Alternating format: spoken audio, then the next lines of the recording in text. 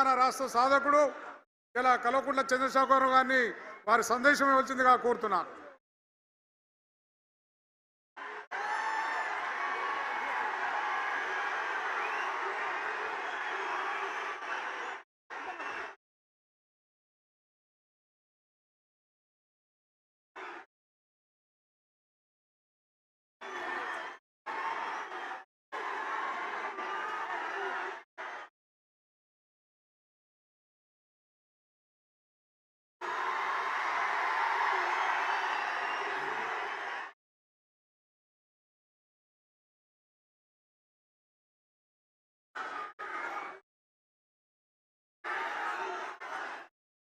సభాధ్యక్షులు, జగిత్యాల జిల్లా టిఆర్ఎస్ అధ్యక్షులు గౌరవనీయులు విద్యాసాగర్ రావు గారు,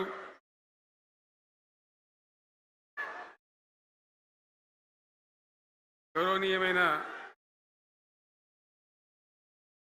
తెలంగాణ శాసన మండలి ప్రతిపక్ష నాయకులు గౌరవనీయులు సిరికొండ మత్స్యనాచారి గారు, శాసన మండలి సభ్యులు ఎల్ రమణ గారు, దేశపతి శ్రీనివాస్ గారు, శాసనసభ్యులు మాజీ మంత్రివర్యులు గంగుల కమలాకర్ గారు, కోరుట్ల ఎమ్మెల్యే డాక్టర్ సంజయ్ గారు, హుజురాబాద్ ఎమ్మెల్యే పాడి కౌశిక్ రెడ్డి గారు,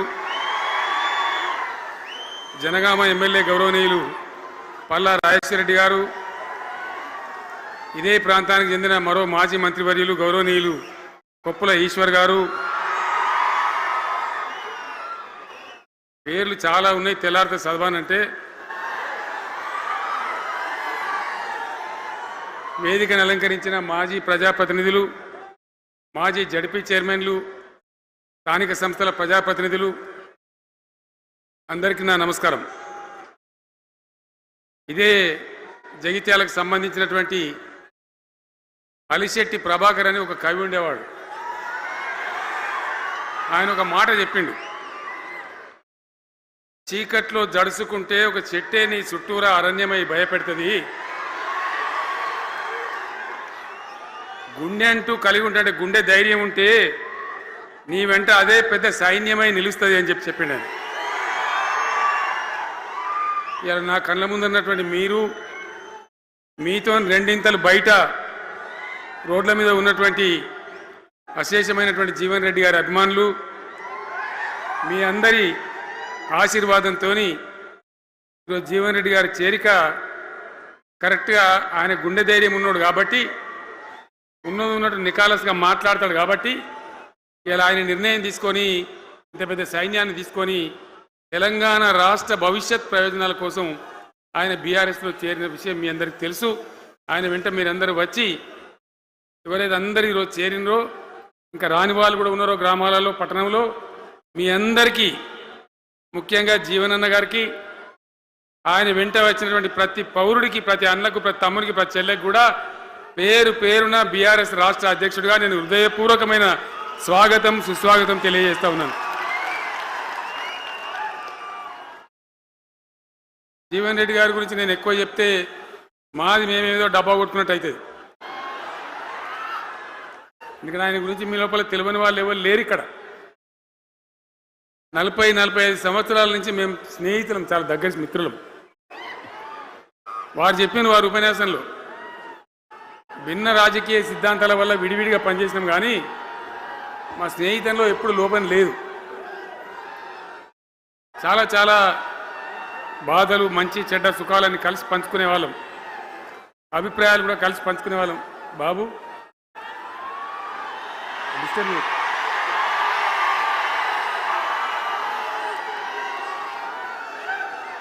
మంది లొల్లి పెట్టడం కూడా కాదురా వాను.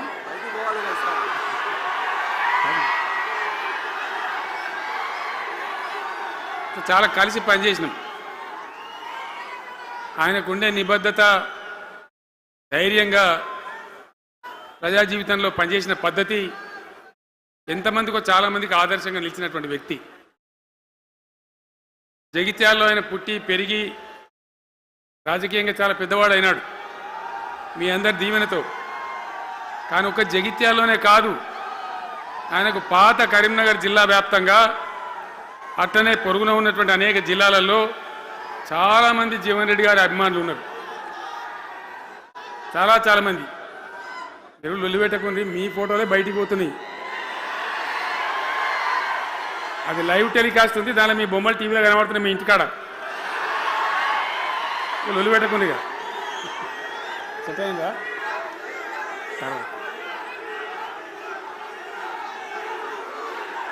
సో అట్లా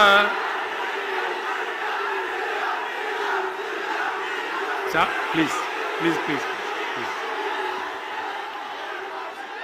చాలా విషయాలలో ఆయన ఎంతో మందికి ఆదర్శంగా నిలిచినాడు, పనిచేసినాడు. ఈ ప్రాంతం గురించి తన ప్రాణం పెట్టి పనిచేసినాడు. ఆయన మంత్రిగా ఉన్నా, ఇంకో హోదాలో ఉన్నా, ఎమ్మెల్యేగా ఉన్నా, ప్రతిపక్షంలో ఉన్నా తన ఏరియా అభివృద్ధిని ఏనాడు కూడా ఆయన విస్మరించలేదు. లేకపోతే అన్ని పర్యాయాలు మీరు ఎందుకు గెలిపించారు, ఎందుకంత గుండెల్లో పెట్టుకున్నారు? నేను ముఖ్యమంత్రి అయినా వారు ప్రజాప్రతినిధిగా కరీంనగర్లో జరిగినటువంటి సభకు వచ్చింది. అందరూ మాట్లాడిన చాలామంది, తాను మాట్లాడుతూ ఒకటే మాట కోరిండు. అయ్యాక బోర్నపల్లి అనే కాడ గోదావరి మీద ఒక బ్రిడ్జ్ అవసరం మాకు, అది కంపల్సరీ కావాలి అంటే నేను ఇక ఓదాలు బిదాలని మర్చిపోయి ఏంది జీవన్న మళ్ళీ చెప్పండి అంటే చెప్పిండు ఆయన. వెంటనే అక్కడి నుంచి ఆదేశాలు ఇచ్చి 70-80 కోట్ల రూపాయలు మంజూరు చేసి ఆ బ్రిడ్జి అప్పుడు కట్టించినాం. తన యొక్క నియోజకవర్గం పట్ల, తన ఏరియా పట్ల, తన పరిసర ప్రాంతాల ప్రజల పట్ల ఆయన కనపరిచిన ప్రేమ అదంతా కూడా చాలా అద్భుతం. అందుకే ఆయనకు అంత మంచి పేరు కూడా ఉంది. అది నాకంటే మీకు అందరికి బాగా తెలుసు. ఈ మధ్య వీళ్ళందరూ తయారైంది కదా, ఎవరు అంటే సర్వేలు చేసి ఇస్తారు. జీవన్ రెడ్డి గారు బీఆర్ఎస్లో చేరితే ఎట్లా ఉంటుంది ఏం కథ అని ఒక 2-3 వచ్చి సర్వేలు చేసింది.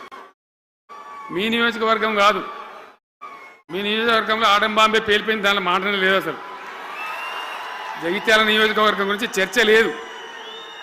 కానీ వాళ్ళు ఏం చెప్పినా సర్వే వాళ్ళు పక్కనున్న సొప్పదండి కావచ్చు, ధర్మపురి కావచ్చు, మేరిట్ల కొట్టుపల్లి కావచ్చు, ఇంకా చాలా కాన్స్టిట్యున్సీలు కావచ్చు, చాలా ప్రభావం ఉంటుంది జీవన్ రెడ్డి గారిది.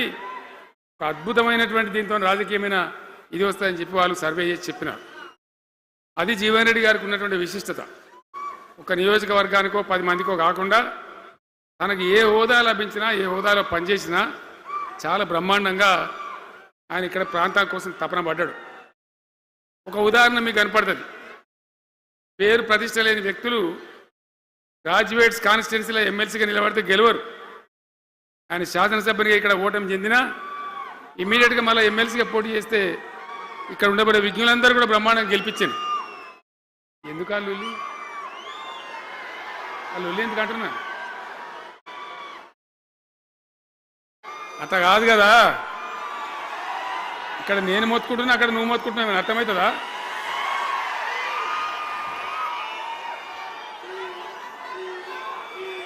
ఆగవా బాబు, ఆవిడ ఇంకా ఊరేటోడు మనోడేనా? విజయసారావు మనోడేనా? మోపాయిండి ఐడియా కూడా మనోడేనా? బుక్కుండా పెట్టు. ఇంత దూరం వచ్చి మనం ఇంత సభ పెట్టుకొని 4 విషయాలు ప్రజలకు చెప్పుకోవాలి కదా. ఈ బట్టి అరుపులరిస్తే ఏం లాభం? సో అట్లా జీవన్ రెడ్డి గారు తన రాజకీయ ప్రస్థానాన్ని ఒక సమితి ప్రెసిడెంట్గా ప్రారంభించి ప్రజా సమస్యల మీద పోరాటం చేసి సివిల్ లిబర్టీస్లో కూడా అడ్వకేట్గా నాడు ఎంతోమందికి పౌర హక్కుల సంఘానికి కూడా మద్దతు ఇచ్చి అచ్చమైన నికార్సైనటువంటి ప్రజా కార్యకర్త నిరూపించుకొని అంచెలంచెలుగా ఎదిగి ఇంతకుముందే ఆయన చెప్పినట్టుగా అనేకమైనటువంటి పదవులు ఆయన చూసినాడు. పదవులు ఆయన కొత్త కాదు. బ్రహ్మాండంగా శాసనసభ్యుని గెలవడం, మంత్రి పదవులు అలంకరించడం, అనేక రంగాలలో అనేక రకాలుగా పనిచేయడం అంతా కూడా మీకు తెలుసు. నేను కొత్తగా చెప్పే అవసరం లేదు. నేను ఒక్కటే మాట మీకు మనవి చేస్తా ఉన్నా. జీవన్ రెడ్డి గారు నేను మొన్న కలిసినప్పుడు ఒక మాట అనుకున్నాం మేము. ఎట్లా ముందుకు పనిచేద్దాం ఏంది మేము ఇద్దరు మూలకోలం అనుకొని ఒక కుటుంబంలో అన్నదమ్ములాగా పనిచేద్దామని చెప్పిన నేను. ఇంత ప్రేమగా అంటే మనం కుటుంబంలాగా ఈ పార్టీకి బ్రహ్మాండమైన ఒక పిల్లర్స్ లాగా పనిచేసి ముందుకు తీసుకొని పోదామని చెప్పి నేను చెప్పడం జరిగింది. ఈరోజు పార్టీలో వారు చేరిన వెంటనే చాలా బ్రహ్మాండమైనటువంటి మనకు ఒక ఊపు వస్తూ ఉంది. నేను జీవన్ రెడ్డి గారిని కోరుతా ఉన్నా, జగిత్యాల మందం కాదు, జగిత్యాల జిల్లా కాదు, పాత కరీంనగర్ జిల్లా కాదు, మీరు ఆదిలాబాద్ చూడాలి, నిజామాబాద్ చూడాలి, పరిసర జిల్లాలు చూడాలి. పార్టీ ప్రధాన కార్యదర్శిగా ఈ నిమిషం నుంచి నేను అపాయింట్ చేసుకుంటా ఉన్నాను. బ్రహ్మాండంగా ఈ ప్రాంతం అంతా కూడా మీ సేవలు అవసరం ఉన్నాయి పార్టీకి. అదే కాదు, 600 ఏది ఏమైనా ఏమవుతుంది, 100% మళ్ళా బీఆర్ఎస్ గవర్నమెంట్ వస్తుంది. వస్తుందా? వస్తుందంటూ చేయలేవట్టు ఒకసారి కెమెరాలు కడ దింపురా బాబు. వస్తుంది కదా. ఇవాళ జీవన్ రెడ్డి గారు పార్టీలో బాబు కౌశిక్ రెడ్డి ఇద్దరు ఆగబట్టు వాళ్ళు.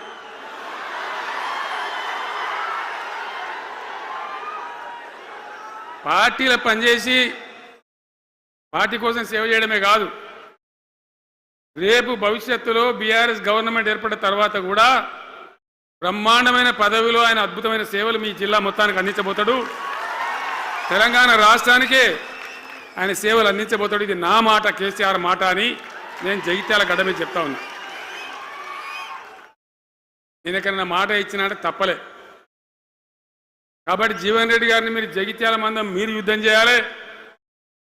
యుద్ధం చేసేదానికి ఆయన ముఖాబిలా మనిషే లేడీడా, మీరు సరిపోతారు. ఆయన నాకు అప్పచెప్పాల బయట పనిచేయడానికి. కరెక్టే కదా? అట్లే చేద్దామా? అట్లే ముందుకోదామా? జగిత్యాల యుద్ధం మీ వంతు, తెలంగాణ యుద్ధం మా వంతు. ఓకే కదా?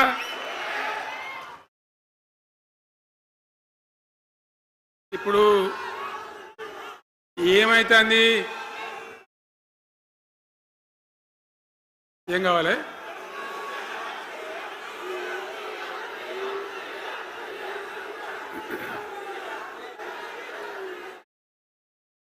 గింతే మనది మనం అనుకొని పోదాము మరిగా. బంద్ చేయండి బాబు, మీరు ముద్దుమంతులకు చెప్పండి వాళ్ళకు. తెలంగాణ చాలా భయంకరమైన పరిస్థితులలో ఉండే, దుఃఖం వచ్చేది, ఏడుపు వచ్చేది. ఎమ్మెల్యేలుగా ఉన్నా ఏం చేయలేని పరిస్థితి. ఆగమాగం అడివేడివి కదా. ఎట్లా ఉండే తెలంగాణ మనం చూడలేదా? తెలంగాణ రాకముందు ఎంత భయంకరమైనటువంటి బాధలుండే, ఎంత కష్టం ఉండే. ఎవడన్నా తెలంగాణని మాట్లాడేవాడు ఉండనా? అసెంబ్లీలో, అక్కడిక్కడ కాదు, అసెంబ్లీలో కూడా ఒక ఆయన పాపం ప్రణయ్ భాస్కర్ అని వరంగల్ ఎమ్మెల్యే ఉండే, ఏదో విషయంలో ఆయన మాట్లాడబోతే, తెలంగాణని మాట్లాడబోతే, తెలంగాణ గిలంగాణ జాంతానే మాట్లాడదా, ఇది అసెంబ్లీలో తెలంగాణ అనద్దు అని నిషేధం. అంత భయంకరమైన వివక్ష, అంత భయంకరమైన దాడి, మన భాష మీద దాడి, మన బతుకు మీద దాడి, మన నీళ్ళ మీద దాడి, మన ఉద్యోగాల మీద, మన వనరుల మీద, మన ఆస్తుల మీద మొత్తం దోపిడీ చేయడం తప్ప ఇక్కడి ప్రజలను బికారీలాగా వదిలిపెట్టినారు. రైతాంగం ఆగమాగం అయిపోయి చెట్టుకోలు గుట్టకోలు అయిపోయింది. ఇంత ఎస్ఆర్ఎస్పి కాలువ ఉన్నటువంటి మెట్టిపల్లి, జగిత్యాల, సొప్పదండి ఇట్లాంటి ప్రాంతాల నుంచి కూడా దుబాయ్కి, బొంబాయికి వలసలు. పాలమూరు జిల్లా అయితే భయంకరమైన వలసలు. ఎంతకు పోయింది తెలంగాణ అంటే, కొన్ని పార్టీలు సరే వాళ్ళు చేసింది మంచిదా చెడ్డదా పక్కకు పెడితే దుఃఖం వచ్చేది, బాధ కలిగేది, ఆవేశం రగిలేది. మహబూబ్ నగర్ జిల్లాలో 190 మంది యువకులు వలస. బతకానంటే బతకపోవాలి, ఆడ బతుకు లేదు. ఉన్న ముసలోళ్ళకు ముడిగోళ్ళకి ఇంత డబ్బులు వాళ్ళు పంపిస్తే కంట్రోల్ బియ్యం కొనుక్కొని తిని బతకాలి. అందులో కొంతమందికి అందకపోతే కొన్ని పార్టీల వాళ్ళు మేమేదో గొప్పతనం చేసామన్నట్టు గంజి కేంద్రాలు పెట్టేది. గంజి కేంద్రాలు గుండెలు రగిలి నా తెలంగాణ గంజి కేంద్రాలు, దేవుడు గంజి పోతే బతకాలన్నట్టు అంత అధ్వాన స్థితికి తెలంగాణ దిగజార్చిండ్రు. అది కాంగ్రెస్ ప్రభుత్వం కావచ్చు, టీడీపీ ప్రభుత్వం కావచ్చు. తీయటి పుల్లటి మాటలు చెప్పుడు తప్ప కసుకెట్ నీళ్ళు తెచ్చియలే, మంచినీళ్ళు ఇయ్యలే, కడుపు నిండా కరెంట్ ఇయ్యలే, ఏది లేదు. అంత పట్టిదే గ్యాస్. మాట్లాడు, చెప్పుడు, మోసం చేసి పోవుడు. మనం గొర్రెల్లాగా మన దగ్గర అడిగే నాయకులు లేడు, నిలదీసేవాళ్ళు లేడు, అందరు కట్టుబానిసలు అయిపోయారు. ఆ పరిస్థితులలో మూనిగా నక్కమే తాటికాయ పడ్డట్టు ఆనాడున్న ముఖ్యమంత్రి చంద్రబాబు నాయుడు కరెంటు ఛార్జీలు పెంచాడు, భయంకరంగా పెంచాడు. తెల్లారి నేను ఒక ఉత్తరం రాసిన, నీ కరెంటు ఛార్జీల పెంపుదల వాపసు తీసుకో, లేకపోతే ఈ సమైక్య రాష్ట్రంలో మాకు న్యాయం జరగదని నేను ఉద్యమానికి పోవాల్సి వస్తుంది, తెలంగాణ కోసం కొట్లాడాల్సి వస్తుందని చెప్పి రాష్ట్రం. ఆయన తీసుకోలే. కొంతమంది రైతులు పాపం పోరాటానికి వచ్చారు. మీరు కొత్త వాళ్ళు చూడకపోవచ్చు, కానీ చాలా పాత వాళ్ళకి తెలుసు. పోరాటానికి హైదరాబాద్కి వస్తే నిరసన తెలపడానికి పట్టపగలు 11:30 గంటలకు బషీర్ బాగులో ఇష్టం ఉన్నట్టు విచ్చలవిడి కాల్పులు జరిపి చంపేస్తే 3 రైతులు అక్కడికక్కడనే ప్రాణాలకి చచ్చిపోయారు. ఆ తర్వాత నిర్ణయం తీసుకున్నవిగా ఇక లాభం లేదు, ఎదురు తిరిగితే కూడా వీళ్ళు కాల్చి చంపుతున్నారు, జెండా ఎత్తడం ఒకటే తప్ప మార్గం లేదని చెప్పి ఆనాడు నేను తెలంగాణ ఉద్యమానికి శ్రీకారం చుట్టాను. ఎంబడ ఎవడు వచ్చినా సరే రాకున్నా సరే ప్రజలున్నారు, యువకులున్నారు, చూసుకుందాం దేకలేం అని చెప్పి బయలుదేరితే ఎక్కిరిచుడు, ఏ వీడు పక్క పేదవాడు కేసీఆర్ గారు ఎవడో బొడి చేసి చంపేస్తాం అని ఒకడు మాట్లాడు, ఇది మగల పుట్టింది పుబ్బల పోతుంది ఇంకోడు మాట్లాడు, యాడికెళ్ళైతే హైదరాబాద్ తెలంగాణ వీడు దుకాణం పెట్టినని ఇంకోడు అనుడు, నానా రకాలుగా అవమానపరిచేటువంటి మాటలు మాట్లాడు. కానీ మొక్కవం ధైర్యంతో చిత్తశుద్ధితో బయలుదేరి పోరాటం చేస్తాం. ప్రజలు జమైతా పోయిను. మీ అందరికి తెలుసు, ఇదే జగిత్యాలకు నేను ఎన్నోసార్లు వచ్చిన, కోరుట్లకు ఎన్నోసార్లు వచ్చిన, చొప్పదండికి ఎన్నోసార్లు వచ్చినా తిరగని ఊరే లేదు, తిరగని మండలాలు లేవు. అట్లా పక్షిలాగా మొత్తం తెలంగాణ తిరిగి విశ్వ ప్రయత్నం చేస్తే పెద్ద ఉద్యమ కెరటం తయారైన తర్వాత మేము కూడా తయారుపై మేము ఇస్తాం తెలంగాణ అని కాంగ్రెస్ పార్టీ మొదలుపెడితే సరే మంచి మాటగా ఎవడైతే ఇస్తే ఇచ్చినా ఎవడైతే కావాలి తెలంగాణ ఎవరితేంది అనే పద్ధతితో కాంగ్రెస్తో జట్టు కట్టినాం, గెలిచినాం. అమాంతంగా నేను తెలంగాణ లేవట్టుకపోయి ఢిల్లీలో పెట్టాం. రాష్ట్రపతి ప్రసంగంలో వచ్చింది, కామన్ మినిమం ప్రోగ్రాంలో వచ్చింది, ఒక దశకు వచ్చింది. కానీ తర్వాత కాంగ్రెస్ పార్టీ కూడా వెనుకకు పోయి ఎగబెట్టే ప్రయత్నం చేసింది. అప్పుడు రోషియా అని ఒక ఆయన ముఖ్యమంత్రి ఉండే, ఆ రోషియా 14F అని ఒకటి తీసుకొని వచ్చాడు. హైదరాబాద్ సిటీలో మనోళ్ళకి ఇక పోలీసు ఉద్యోగం, సెప్రాస్ ఉద్యోగం కూడా దొరకదు. అప్పుడు నాకు తిక్కరేగిందిగా, నేను బతికుండగానే ఉద్యమం నాటిపోయిన నాయకుడు నేను బతికుండగానే ఇక వీళ్ళు ఇట్లా F-15 E-15 R-15 తెస్తే ఇంకేం మిగులుతుంది, సావో రేవో తేల్చుకోవాలని చెప్పి ఆ రోజు నేను శపథం కట్టిన. ఉద్యోగ గర్జన చేసి సిద్దిపేటలో కేసీఆర్ సచ్చుడో తెలంగాణ వచ్చుడో, ఈ తల్లి ఆందకనే మంచిగా దేకలేంగా అని చెప్పి ఆ శపథం చేసి ఆనాడు ఆమరణ నిరాదీక్షకు బయలుదేరితే మొత్తం తెలంగాణ అల్లకల్లోలమైంది. మీరు కూడా ఎక్కడోన్లు అక్కడ 100,000 గ్రామాలలో టెంట్లు, లులులు, పార్లమెంట్లో అల్లకల్లోలం, ప్రజలంతా గందరగోళం చేస్తే అప్పుడు ఒక ప్రకటన ఇచ్చింది. చిదంబరం అంటే ఆయన వచ్చి హోంమంత్రి, తెలంగాణ ఏర్పాటు చేస్తామని నువ్వు దీక్ష బంద్ చేయి. నమ్ముతాం కదా, కేంద్ర హోంమంత్రి చెప్పినాక మరి నమ్మాలి కదా. దీక్ష బంద్ చేసినాం. తెల్లారి ఆంధ్రలో మొత్తం రాజీనామాలు డ్రామా. 3వ రోజుకి మళ్ళీ వెనక్కి వెళ్ళిపోయింది. మళ్ళీ అప్పుడు జేఏసీ తయారు చేసి అన్ని పార్టీలను పెట్టి నానా తంటాలు పడి మళ్ళీ ఒక 3.5 ఏళ్ళు భయంకరంగా కొట్లాడితే మీరందరూ ఎక్కడి వాళ్ళు అక్కడ ఆశీర్వచనం ఇస్తే మీ ప్రేరణతోని మీ స్ఫూర్తితోని చివరికి తెలంగాణ రాష్ట్రం వచ్చింది కదా. వచ్చిన తర్వాత మీరేం చేసినారు? దీని మంచో చెడనో చూసే బాధ్యత నీకే అని చెప్పి నాకు అప్పచెప్పి పని మొదలు పెట్టాలి. ఎట్లా కొత్త కుండలో ఈగ వచ్చినట్టు. దీని ఆర్థికం తెలియదు, కథ తెలియదు, చాలా చాలా కష్టమైనటువంటి క్లిష్టమైన పరిస్థితి. అంత అలకటి పని కాదు. ఏం చేయాలా? ఎక్కడికక్కడ పెద్ద భయంకరమైనటువంటి బాధ, చాలా ఇబ్బంది. ఇదే జిల్లాల చాటిపల్లి ఉంటుంది, చొప్పదండి మండలంలో జిఆర్ రెడ్డి గారు అని చెప్పి పెద్ద ఆర్థిక శాస్త్రవేత్త. ఆయన బీహార్లో పనిచేస్తూ ఉండే. నేనే స్వయంగా జిఆర్ రెడ్డి గారికి ఫోన్ చేసి, అన్నా మన సొంత రాష్ట్రం వచ్చింది, మనం బాగు చేసుకోవాలి, మీరు రావాలి అని పిలిపించుకొని అట్లాంటి వాళ్ళందరినీ సమూహపరచుకొని ఒక ఎజెండా వేసుకొని బయలుదేరింది. అంతకుముందు సమైక్య రాష్ట్రంలో మొత్తం తెలంగాణ చెరువులు నాశనం చేసింది.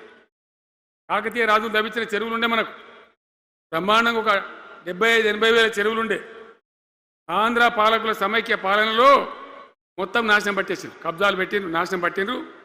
చివరికి 40-44 వేల చెరువులు ఉండే. ఎక్కడ మొదలు పెట్టాలి, ఎవరి పేరు పెడితే బరకత అవుతుంది అని ఆలోచించి ఏ కాకతీయ రాజులైతే మనకు అన్నం పెట్టినరో వాళ్ళ పేరుతో ఇది బాగా చేయాలని చెప్పి మన మొట్టమొదటి కార్యక్రమం మిషన్ కాకతీయ. ఎందుకు మిషన్ కాకతీయ?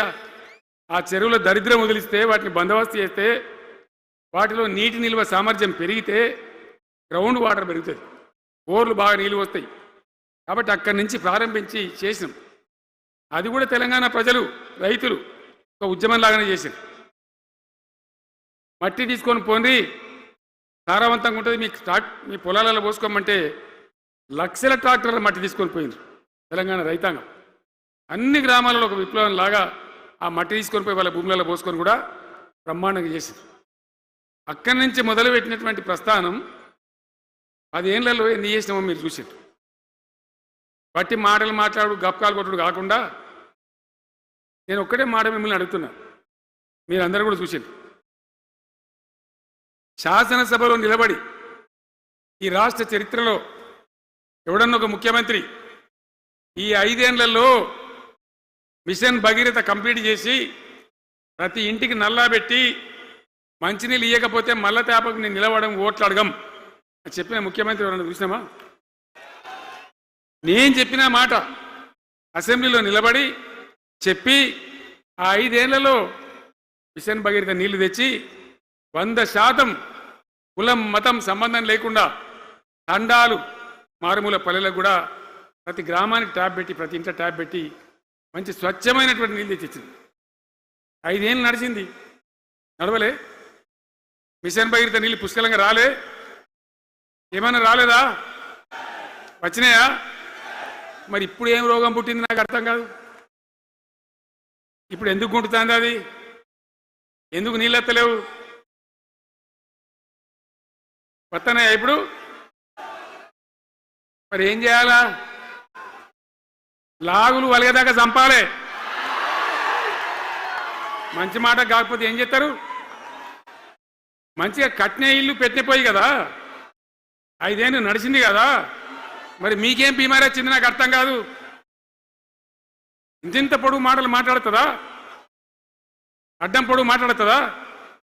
పొద్దున్న లేతే కేసీఆర్ చావాలి, నువ్వు 1000 జన్మలు ఇచ్చినా నేను చావనా కొడుకు అనుకుంటున్నావు.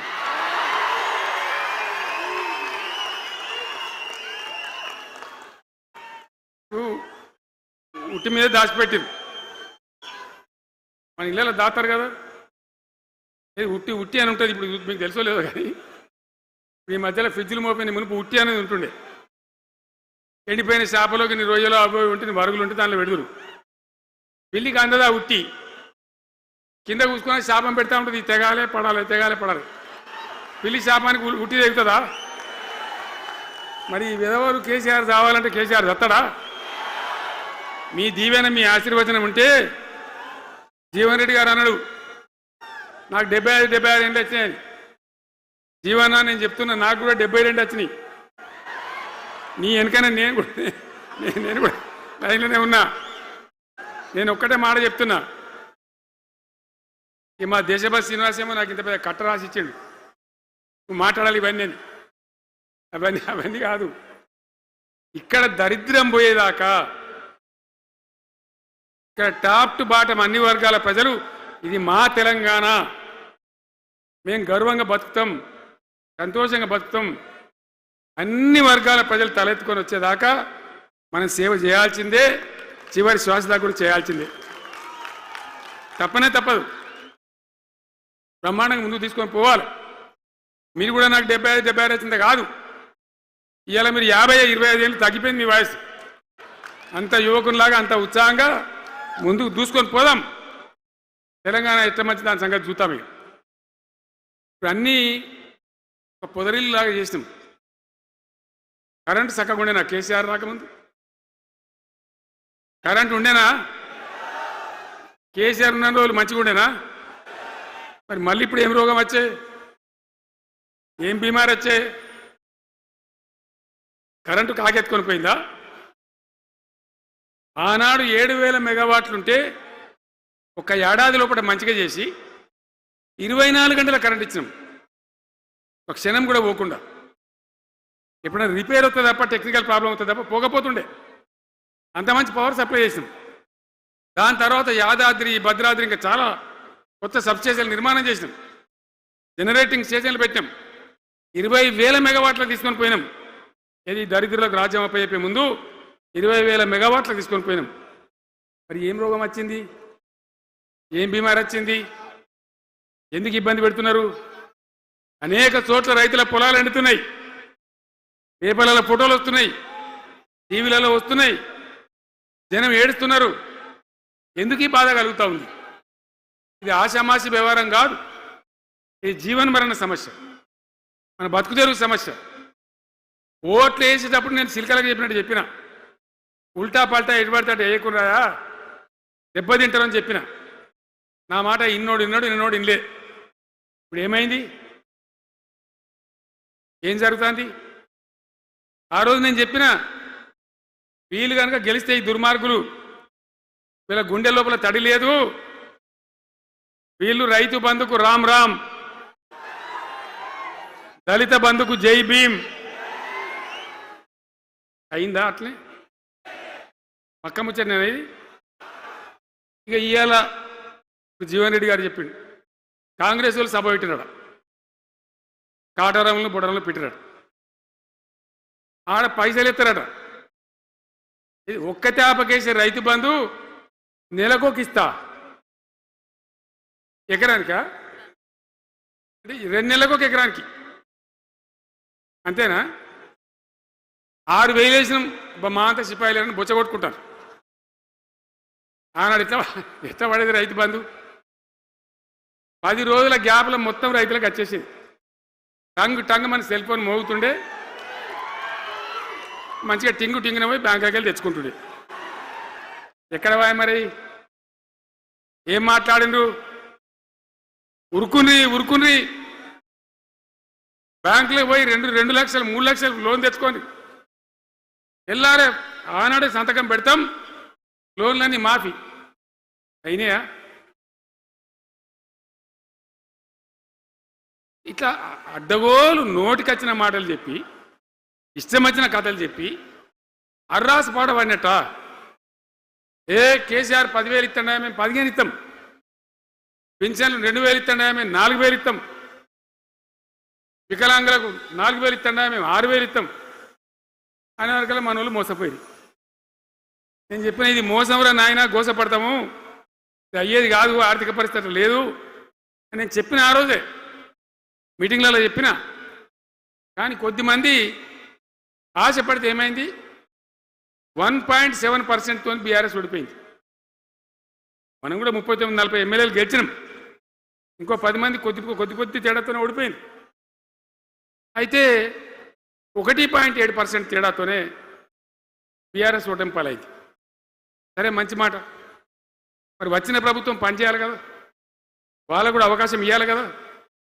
సరే, మన దాన్ని వాడవిడ కొంత దుంకులాడినా నేను మాట్లాడలే, బయటికి రాలే, తక్కువ 1-2 సార్లు తప్ప రాలే. వాళ్ళకు కూడా ఛాన్స్ ఇవ్వాలి, అవకాశం ఇవ్వాలి. మనం ఎక్కసంతో ఉండొద్దు. చేయని ఏం పరిపాలన చేస్తారో చేయని, మంచిదే కదా అని చెప్పి అనుకున్నాం. ఏమైతుంది? ఎక్కడ చూసినా చిల్లర మాటలు తప్ప ఒక్కటంటే ఒక్కటన్నా నిర్మాణాత్మకమైన కార్యక్రమం ఉందా? ఒక్కటన్నా ఏదైనా గొప్ప స్కీమ్ మొదలుపెట్టినరా? పొదరిల్లులాగా వడ్డించిన విస్తరలాగా తెలంగాణ మీకు అప్పచెప్పింది. ఎన్నిట్లలో నంబర్ 1 తెలంగాణ. మంచినీళ్ళ సప్లైల నంబర్ 1, కరెంటు సప్లైల నంబర్ 1, పర్ క్యాపిటల్ తలసరి ఆదాయంలో నంబర్ 1, రాష్ట్ర స్థూల ఉత్పత్తి జిఎస్డిపిల నంబర్ 1. ఎన్నిట్లలో కేంద్ర అవార్డు రావాలి. అంత బాగా చేసిన తెలంగాణ 2.5 ఏళ్లలో ఇలా ఎవ్వని మాట్లాడించినా రైతులను మాట్లాడితే గొడవ వైడుతున్నారు. నాశనం అయిపోయిందన్న, చెడగొట్టుకున్నాం. మా చెప్పుతున్నాం, మేమే కొట్టుకుంటాం ఓటున్న వాళ్ళు కొంతమంది బాధపడి.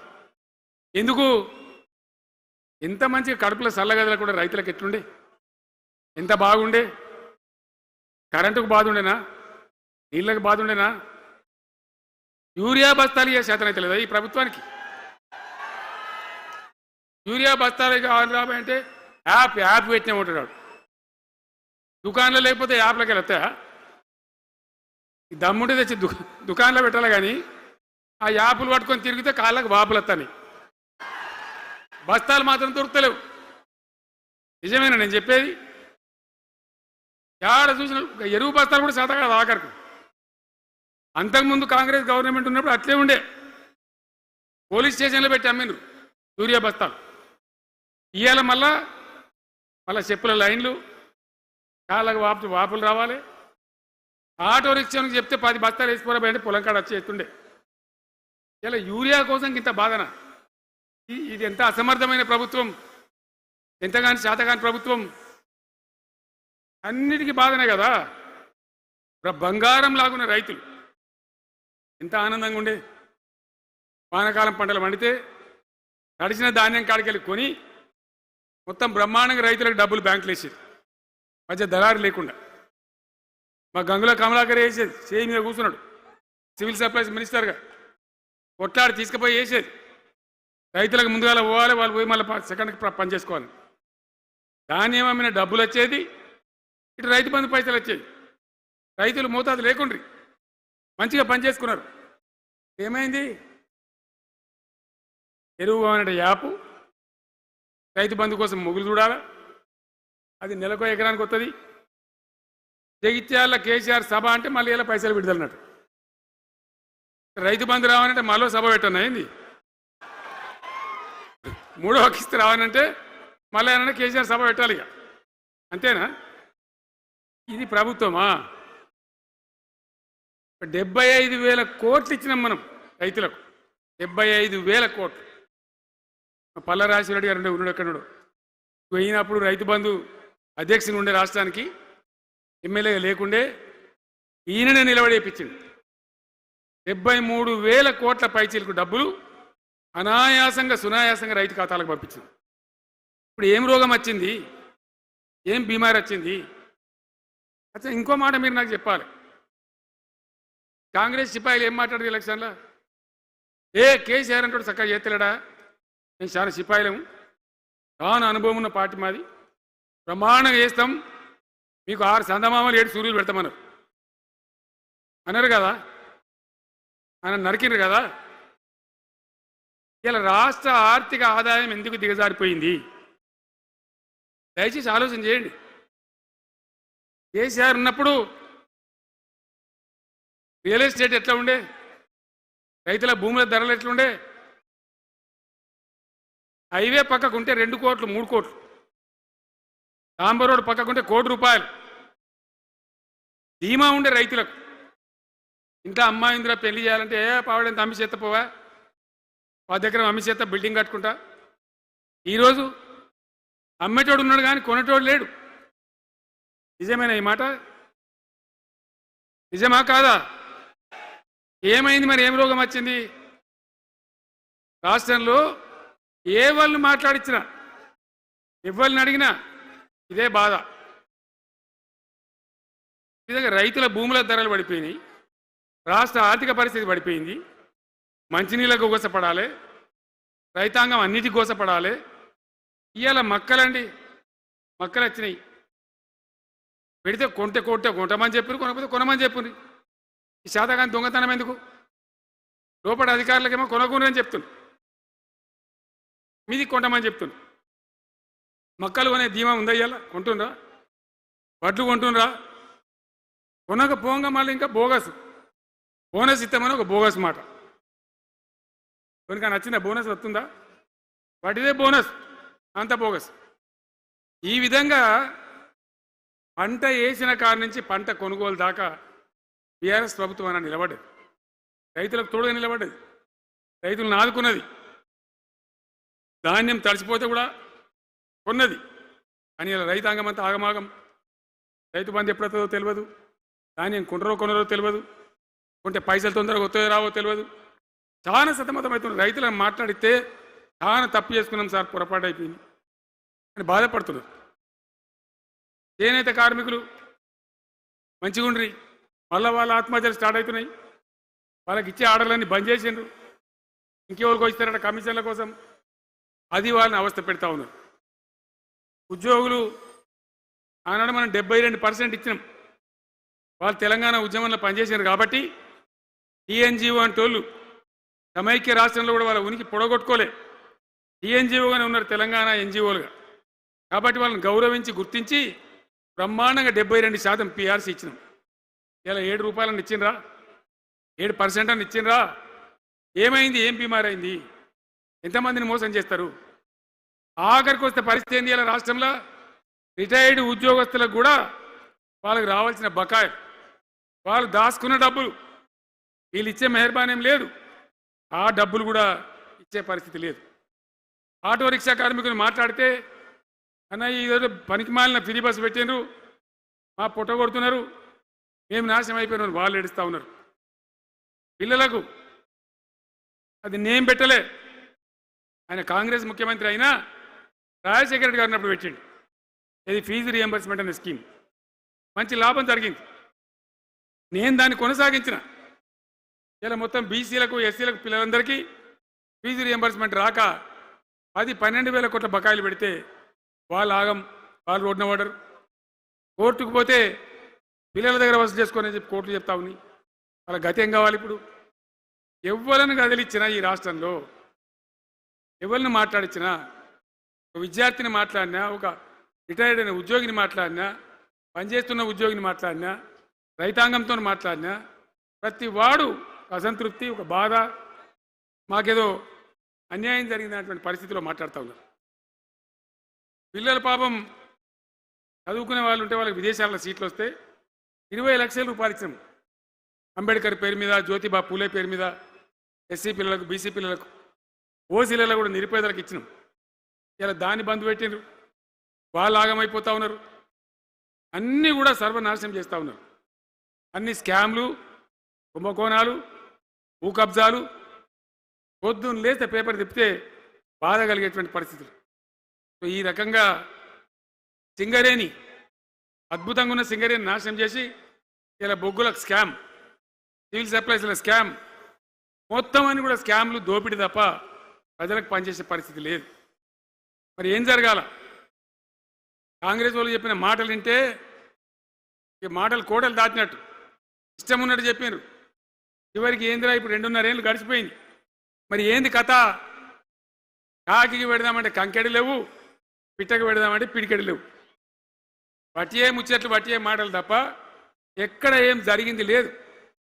ఏ డిపార్ట్మెంట్లో కానీ, ఏ రంగంలో కానీ, ఇరిగేషన్లనా, కరెంట్లనా, ఇంకో దానిలనా, అర్బన్ డెవలప్మెంటా, రూరల్ డెవలప్మెంటా జరిగిందా? ఆనాడు మన పల్లెలు బాగు చేసుకోవాలని చెప్పి దేశంలోనే ఎక్కడ లేని విధంగా పల్లె ప్రగతి కార్యక్రమాలు చేసినాం. ప్రతి ఊరికి అన్నేళ్ళ తెలుగుదేశం కాంగ్రెస్ గవర్నమెంట్లు ఉంటే చచ్చిపోతే ఏడగాలేసుకోవడం జాగా కూడా చూపించలే. ప్రతి గ్రామానికి ఆనాడు మనం వైకుంఠ ధామాలు కట్టినాం. ప్రతి గ్రామంలో క్రీడా ప్రాంగణాలు కట్టినాం. ప్రతి గ్రామంలో నర్సరీలు పెట్టినాం. ప్రతి గ్రామంలో పల్లె ప్రకృతి వనాలు పెట్టినాం. ప్రతి గ్రామ పంచాయతీకి ట్రాక్టర్ ఇప్పించినాం. అన్నాడు చెత్త తీసేది. ఇలా పనిచేస్తున్నాయి ట్రాక్టర్లు, ఊళ్ళలో ట్రాక్టర్లు పనిచేస్తున్నాయి అన్న, మూలకు పడ్డాయి, డీజిల్ పోసే దిక్కులేదు. ఏం చేయాలి? పల్లె ప్రకృతి వనం పెడితే దాన్ని నీళ్ళు పోసే దిక్కులేదు. ఏం రోగం వచ్చింది? ఏం బాధ? డీజిల్ లేదా? ఆ తెలివి కూడా లేదా? ఆ రోజు నేను చెప్పిన ఆర్థిక శాఖ కార్యదర్శిని పిలిచి అవసరమైతే ఎమ్మెల్యేల జీతాలు బంద్ పెట్టుండ్రు కానీ గ్రామ పంచాయతీల డబ్బులు మాత్రం విడుదల చేయండి అని చెప్పినండి. అంత టెన్షన్గా డబ్బులు పంపించేది, కార్యక్రమాలు జరిగేది, గ్రామాలు మంచిగా ఉండేది. అది నాశనం పట్టిండ్రు. మున్సిపాలిటీలు అయితే మురిక్కుపాలు అయిపోయినాయి. మరి ఏం చక్కగా ఉన్నట్టు? ఏం బాగున్నదన్నా?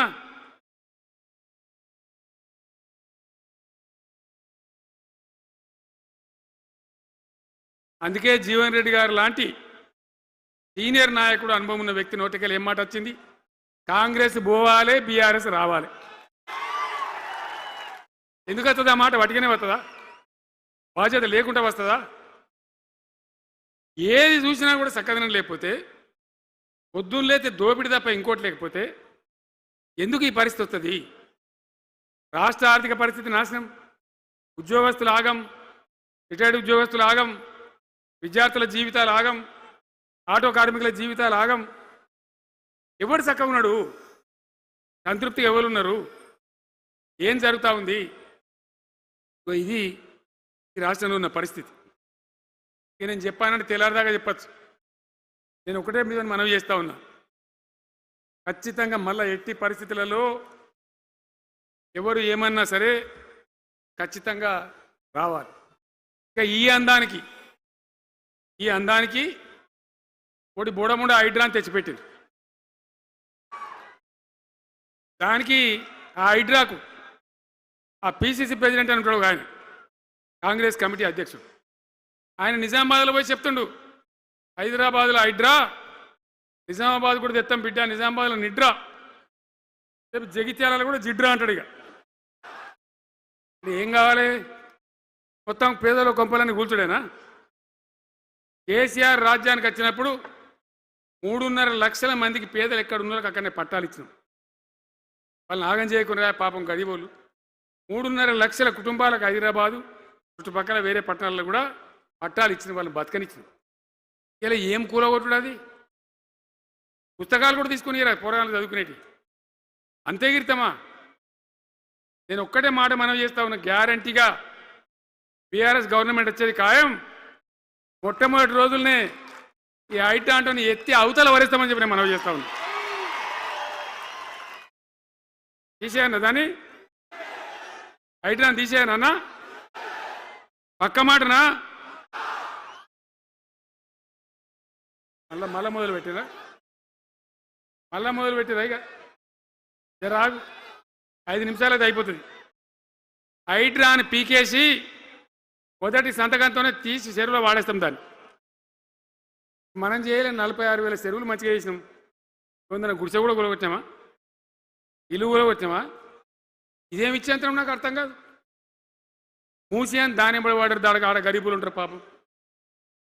మూసి ఎంబడిన గరీబులను వాళ్ళని ఏమి ఏడిపించుడు? పొద్దున్న లేతే వాళ్ళు నిద్రపోకుండా, వాళ్ళ కంటి మీద కొనుక్కు లేకుండా, అది ఎవడు చేసే ప్రాజెక్ట్ అయ్యేది కాదు, పీకేది అవుతుందా? 15,000 ఇల్లు కూడా కొడతారట. ధర్మమేనా అది? ఈ రకంగా ఇప్పుడు పనికి మాలిన హైడ్రా తెచ్చి మూసి అది చెయ్యాలి, మూసి మంచిగా చేయాల్సిందే బద్దనేవాడు అన్నాడు. అన్ని వేల ఇల్లు కూడా కొట్టడం ఎందుకు నాకు అర్థం కాదు. అలా ఏం లేదు, భూములు కబ్జా పెట్టే రియల్ ఎస్టేట్ దందా తప్ప దానిలో ఏం లేదు. మూసి ప్రజల కోసం కాదు, నగర ప్రజల కోసం కాదు, ఈజీగా చేయగలిగిన దాన్ని, మామూలుగా చేయగలిగిన దాన్ని నాశనం బట్టి దానికి కథం పడతా ఉన్నా. ఏది చూసినా కూడా ఒక రకమైన దోపిడీ, ఒక రకమైనటువంటి గుండాగిరి, అరాచక వ్యవస్థతో ముందుకోతున్నారు తప్ప ప్రజా సంక్షేమాన్ని కాంక్షించి ఒక్క స్కీమ్ కూడా రాలే. ఇరిగేషన్ ప్రాజెక్టులు అన్ని పండబెట్టిరు. ఏం రోగం? ఒకనాడు కాకతీయ కాలువ మీద, మన వరద కాలువ మీద మోటార్లు పెడితే ఏం కోసాది? మా శంకరెడ్డి చెప్తా ఉండే ఇంతకుముందు, వేల మోటార్లు పెట్టుకుంటే వచ్చి కోసుకపోదురు, లారీలు మోటార్లు ఎత్తుకపోదురు. ఇదే వరద కాలువ మీద కేసీఆర్ నన్ను రోజులు ఎవడన్నా మాట్లాడిందా? మాట్లాడలే. చివరికి ఏం చేసింది మీరు మంచిగా వినాలి. వీళ్ళు మామూలు పని చేస్తలేరు, మన జీవితాలకే బాంబులు పెడుతున్నారు. ఆ రోజు కూడా నరేంద్ర మోడీ ప్రధానమంత్రిగా ఉండే ఆయన ఏం చేసిండు? కరెంటు మోటార్లకు మీటర్లు పెట్టాలి, నువ్వు పెట్టాలి కేసీఆర్ అని నా మీద ఒత్తిడి. నేను చెప్పిన నా పానం పోయినా సరే చచ్చినా సరే నేను మీటర్ పెట్టా అని చెప్పిన. పెట్టలే. 30,000 రూపాయలు కట్ చేస్తే నీకు అన్నాడు, కట్ చేసిండు. రాష్ట్ర ప్రభుత్వానికి వచ్చేటువంటి ఆదాయం 30,000 కోట్ల రూపాయలు వదులుకొని కూడా తెలంగాణలో నేను కరెంటు మీటర్ పెట్టనియలే. నేను ముఖ్యమంత్రి ఉన్నాను రోజు. ఇవాళ ఏం చేసిండు తెలుసా వీళ్ళు మీకు? మీకు తెలియలే, మీరు అమాయకులున్నారు. ఢిల్లీకి పోయి ఒప్పుకున్నారు. ఒప్పుకొని ఏం చేశారు? అయ్యా బాంచని మీటర్లు పెడతాము, ఒక పైసలు ఇయ్యండి, కేసీఆర్ వద్దన్నారు కదా మేము తీసుకుంటాము అని ఆ డబ్బు తీసుకొని వీళ్ళే ఈ గవర్నమెంట్ పోయి సంతకం పెట్టి ఇప్పుడు మొదలైతే ఇక ఇప్పుడు వస్తాయి మీటర్లు. ఎదుర్కొందామా? మీటర్ల ఎదురుపాటును యుద్ధం చేద్దామా? కొట్లాడదామా? ఏమన్నాం మనం? నాకు అర్థం కాదు. రైతులు మంచిగా ఉండాలి, వ్యవసాయం మంచిగా ఉండాలి, పల్లెలు బాగుండాలి, వృత్తి పనులు బాగుండాలి. యాదవులకు ఆ గొర్రెలు ఇప్పించినాం. ఇప్పుడు వస్తున్నాయి ఆ గొర్రెలు, వినబడతలేదు. బంద్ అయినాయా? ఎందుకు బంద్ అయినట్టు? మరి దానికి ఏం రోగం వచ్చే? మరి ఎవరికి ఇచ్చినట్టు? చేపలు పట్టే వాళ్ళ కోసం చేప పిల్లలు వేసినాం, ఇప్పుడు వేస్తాను రా. మరి ఎవరికి చేసినట్టు? వృత్తి పని వాళ్ళకు ఉండదు, ఎవరికి ఉండదు. బీడీ కార్మికులు ఉన్నారు, నాకెవ్వరు దరఖాస్తు ఇయ్యలే, వాళ్ళు అడగలే. అప్పుడప్పుడు మా తులమ చెప్పేది, అన్న వాళ్ళ పరిస్థితి బాగుండదు, పేదరికంలోనని చెప్పేది. మా అంతటా మేమే ఆలోచించుకొని బీడీ కార్మికులకు పెన్షన్ తెచ్చినాం. మొత్తం భారతదేశంలో ఏ రాష్ట్రంలో ఇస్తారా? వాళ్ళకి పెన్షన్లు పెంచుతామని ఎగబెట్టినరా? వాళ్ళకు కాదు, ఎన్ని ఆశలు. ఇంట్లో ఉన్న ఆడపిల్లకు 5 లక్షలు మహాలక్ష్మి అని పేరు పెట్టి 2,500 నెలకిస్తామని ఇచ్చిండ్రా? రూపాయి వచ్చిందా? అట్లా ఎన్ని 6 గ్యారంటీలు, 420 హామీలు. స్కూటీలు ఎక్కడ వాయే? స్కూటీల్లో మనలే, ఇంకా స్కూటీలు ఎక్కడి? ఏమన్నా నచ్చినాయా? మరి నేను ఏమంటున్నా అంటే దయచేసి మీరు ఆలోచన చేయాల్సింది, ఇలా ఈ సభలో మాట్లాడుతున్నా మీరు వింటున్నాను కాదు, యావత్ తెలంగాణ వింటున్నది. తెలంగాణ ప్రజలందరికీ కూడా నేను కోరుతాను, నేను చెప్పిన నిజమా అబద్ధమా? ఏం జరుగుతూ ఉంది తెలంగాణలో? ఈ సందర్భంలో ఖచ్చితంగా ప్రజల మంచిని కోరే ప్రతి వాళ్ళు ఒకటి కావాల్సిందే, మళ్ళా తెలంగాణ పునర్నిర్మాణ యజ్ఞం మళ్ళా ప్రారంభం కావాల్సిందే. దాన్ని ఎవడు ఆపలేడు. జర గాచారం బాలేకపోతే దెబ్బతింటాం, అంత మాత్రం చేత ఆగిపోతామా? ఊకుందామా? పోరాటం చేయాల్సిందే, వీళ్ళని నిలదీయాల్సిందే. ఖచ్చితంగా తెలంగాణ పునర్నిర్మాణ ప్రక్రియ, ఆ యజ్ఞం మళ్ళా ప్రారంభం కావాల్సిందే. తెలంగాణ ప్రజలు గెలిచి నిలవాల్సింది. మొత్తం ప్రాజెక్టు పండబెట్టినండి. పాలమూరు ఎత్తిపోతల పథకం 90% పూర్తి చేసినాం. కొద్దిపాటి డబ్బుతో అయిపోతుంది. వలసల జిల్లా, కరువు జిల్లా, వాళ్ళని నాశనం పట్టిండ్రు. అన్ని అబద్ధాలు. ఒక్కటి కూడా ఒక క్రియాన్వితమైనటువంటి ప్రజలకు పనికొచ్చేటువంటి ఏ రకమైన నిర్మాణాత్మక పని లేకపోగా కూల్చివేతలు, కాల్చివేతలు, పోలీస్ దాడులు, ఎవడన్నా ఎదురుగా మాట్లాడతామని పట్టుకపోవడు. ఇది రాజకీయమా? ఈ రకమైన కథన? దయచేసి మీ అందరితోని నేను కోరేది ఒకటే, చాలా సంతోషం. నేను జగిత్యాలకు వచ్చిన సందర్భంలో జీవన్ రెడ్డి గారు వెంట మీరు తండోపతండాలుగా తరలి వచ్చారు. సభలో ఉన్నదానికంటే బయట చాలా ఎక్కువ మంది ఉన్నారు. మేము రాగా చూసినాం, తొవ్వలో చాలా చీరి చేస్తూ ఉన్నారు. మీరు వచ్చిండ్రు, మీ అందరికీ మళ్ళొక్కసారి నేను స్వాగతం చెప్తా ఉన్నా. జీవనన్నతో పాటు బ్రహ్మాండంగా పనిచేద్దాం. ముందుకు పోదాం. ఈ జగిత్యాల జైత్ర యాత్రనే మళ్ళీ మన రాజకీయ శక్తుల పునరేకీకరణ చేసుకుంటూ మనం విజయం సాధించే వైపుగా పోవాలి. తప్పక విజయం సాధించాలి. తెలంగాణ పునర్నిర్మాణ యజ్ఞం పునఃప్రారంభం కావాలి.